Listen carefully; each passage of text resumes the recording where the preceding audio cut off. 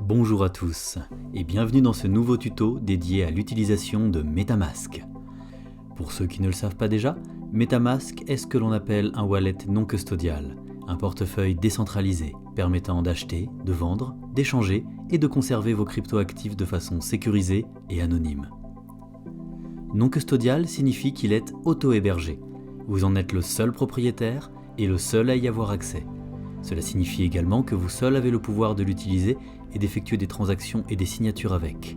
Et un grand pouvoir implique une grande responsabilité, mais nous verrons cela un peu plus loin.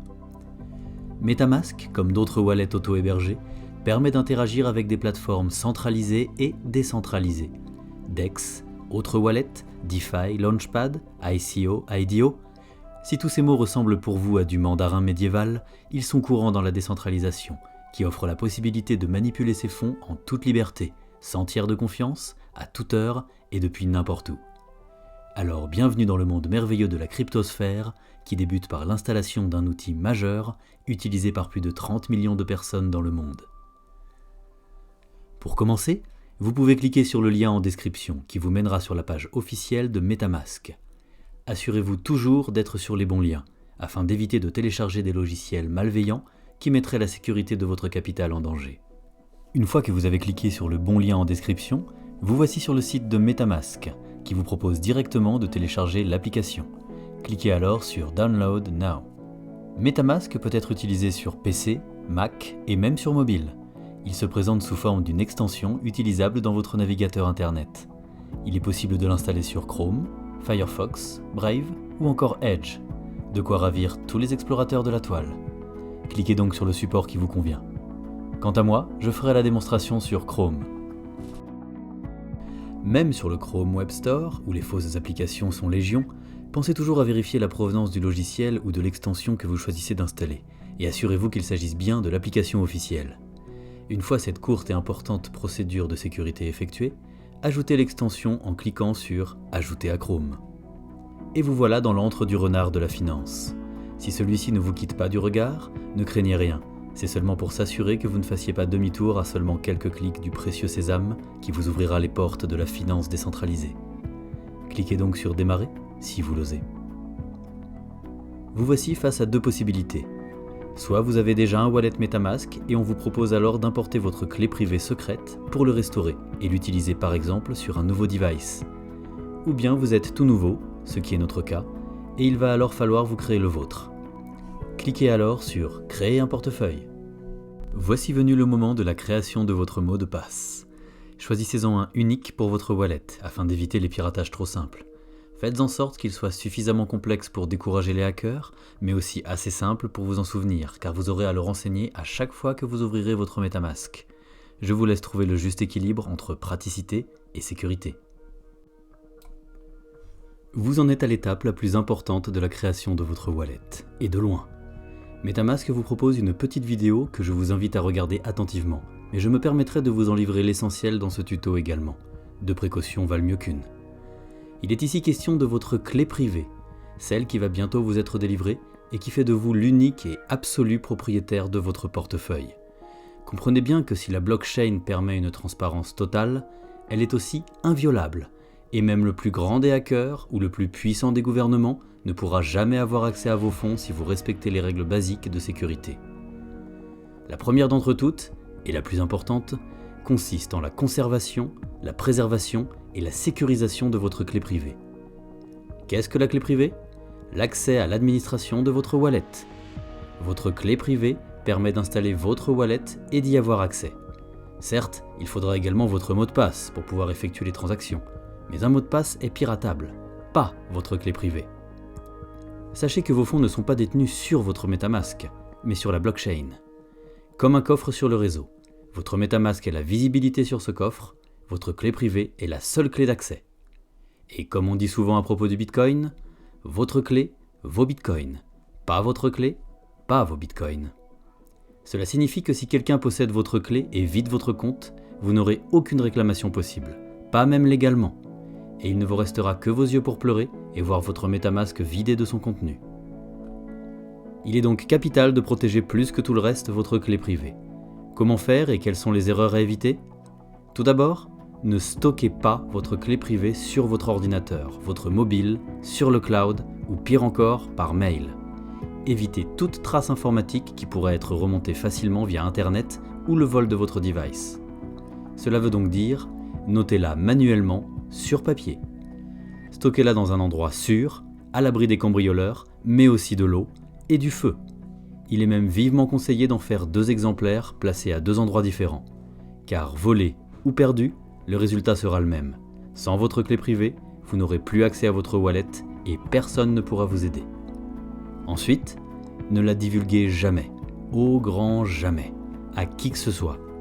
Ni au premier qui vous la demande, ni à la reine d'Angleterre qui vous supplie, ni à ceux qui prétendent vouloir vous aider, pas même un service client quelconque.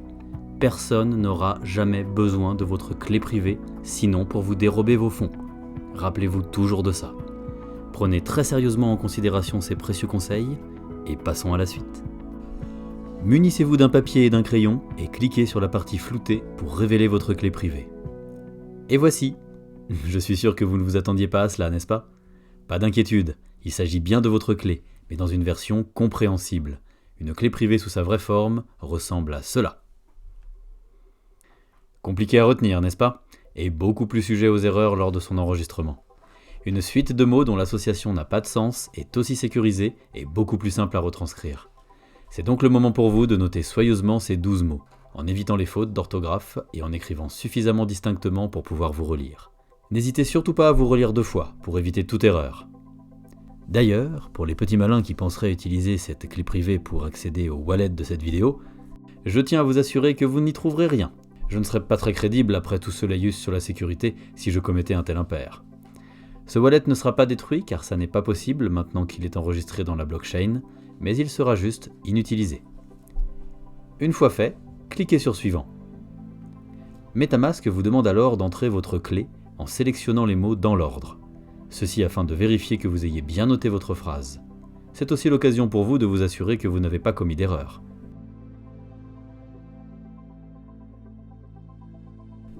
Cliquez sur Confirmer.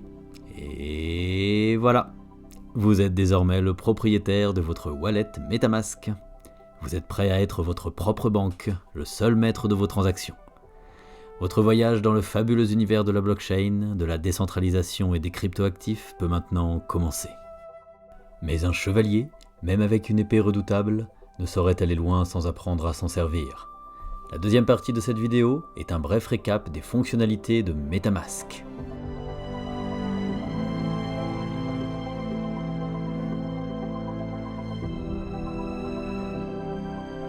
Voici donc la page d'accueil de votre MetaMask.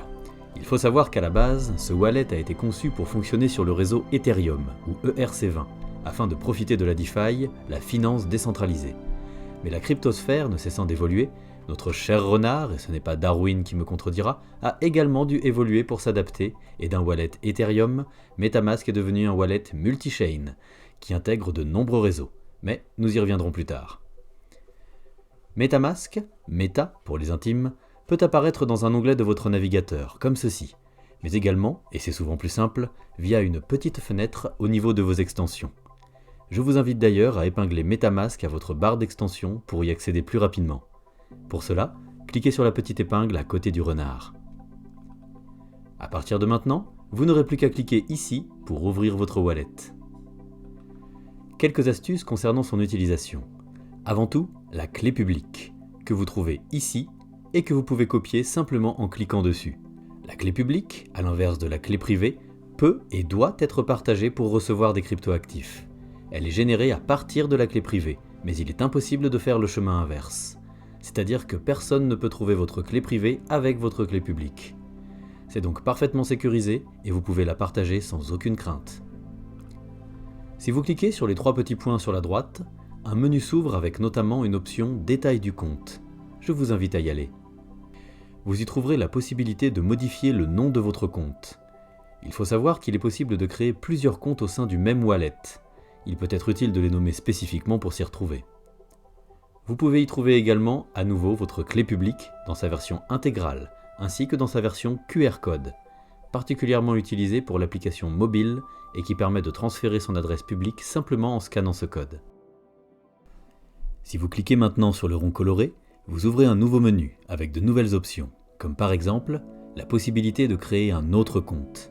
Attention cependant, ce ne sera pas un nouveau wallet, mais une partition en quelque sorte de votre wallet. Vous obtiendrez un nouveau compte avec une nouvelle adresse publique, mais il sera rattaché à la même clé privée. Et bien sûr, si quelqu'un pirate votre MetaMask, il aura accès à tous vos comptes.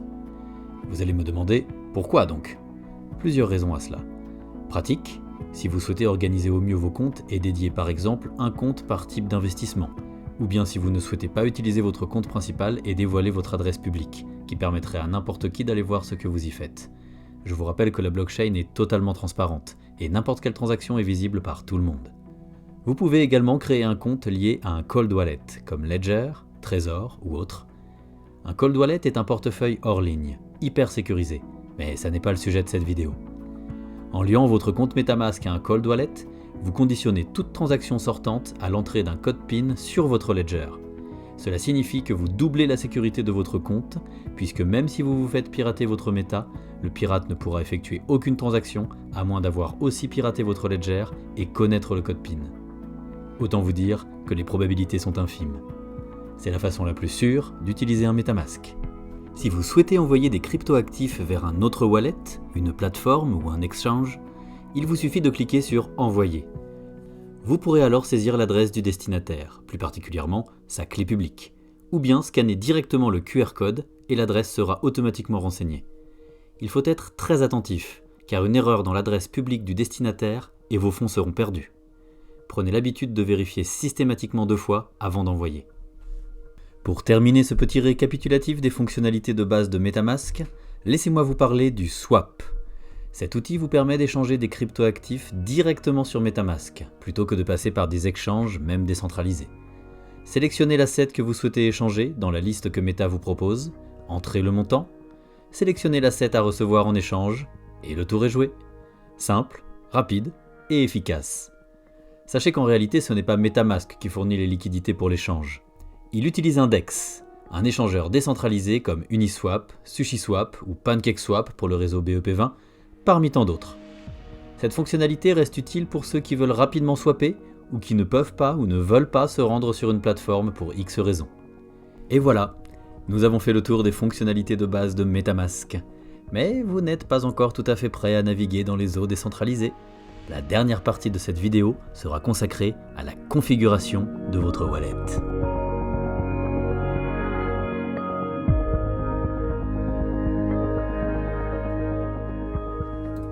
Comme vous pouvez le constater, nous sommes actuellement sur le réseau Ethereum, ou ERC20, ce qui est normal puisqu'il s'agit du réseau standard pour lequel MetaMask a été conçu.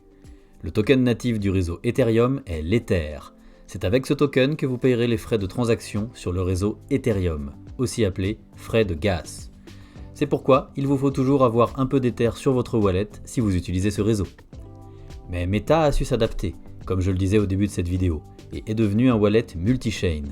Il est maintenant possible de l'utiliser sur de nombreux réseaux, dont Binance Smart Chain et Polygon, qui sont les 2 que je traiterai dans cette vidéo. Ils ne sont cependant pas inclus de base dans Meta, et il va falloir configurer votre wallet pour les utiliser. Comme vous pouvez le constater, il est possible de rentrer manuellement les informations pour créer un réseau. Ces infos sont trouvables très facilement sur Internet. Mais pour gagner du temps et vous assurer de ne pas commettre d'erreurs, laissez-moi vous montrer une astuce. Chaque blockchain a son explorer, sur lequel chacun peut vérifier les transactions. Toutes les transactions. Car elles y apparaissent absolument toutes. Nous avons la blockchain Explorer pour Bitcoin, Etherscan pour Ethereum, et nous avons BSC Scan pour la Binance Smart Chain et Polygon Scan pour le réseau Polygon. Les liens pour vous rendre sur les explorers Binance Smart Chain et Polygon sont en description, et chacun d'eux a une petite option très pratique pour configurer son réseau Meta. Commençons par le réseau Binance Smart Chain. Cliquez sur le lien et vous arrivez sur cette page. C'est ici que vous pouvez entrer l'adresse de votre wallet pour y voir toutes les transactions qui ont été effectuées. Vous pouvez aussi entrer l'idée d'une transaction, pour vérifier qu'elle ait bien été validée par exemple. Mais si vous allez tout en bas de cette page, vous verrez notre petite tête de renard favorite avec l'option Add BSC Network. Vous n'avez qu'à cliquer dessus, valider dans MetaMask, et c'est bon. Voilà votre méta configuré pour le réseau BSC. Comme vous pouvez le constater, le jeton natif de la BSC est le BNB, et il vous en faudra pour payer les frais de transaction sur ce réseau. Pour Polygon, c'est exactement la même chose. Rendez-vous sur le Polygon Scan, dont le lien est aussi en description. C'est exactement le même fonctionnement, et si vous descendez, vous trouverez le même bouton Add Polygon Network. Validez sur Meta, et vous voilà prêt à utiliser le réseau Polygon, dont le token natif est le Matic. Vous pouvez changer de réseau en un clic. Vous constaterez alors que votre adresse publique est la même, quel que soit le réseau. C'est normal et bien pratique pour ne pas risquer de perdre vos fonds si vous vous trompez de réseau. Allez, cette fois-ci, c'est la bonne. Votre méta est fin prêt et vous avez tous les éléments pour vous lancer. Il vous suffira simplement d'envoyer des crypto-actifs sur votre wallet pour pouvoir les échanger sur les plateformes décentralisées ou bien pour investir dans le projet de vos rêves. Rien de compliqué, mais comme je n'ai pas l'intention de vous laisser seul dans l'immensité de la blockchain, cela fera l'objet d'une prochaine vidéo. Alors restez connectés et abonnez-vous pour ne rien louper. Je vous souhaite de bonnes transactions et de merveilleux swaps. À bientôt.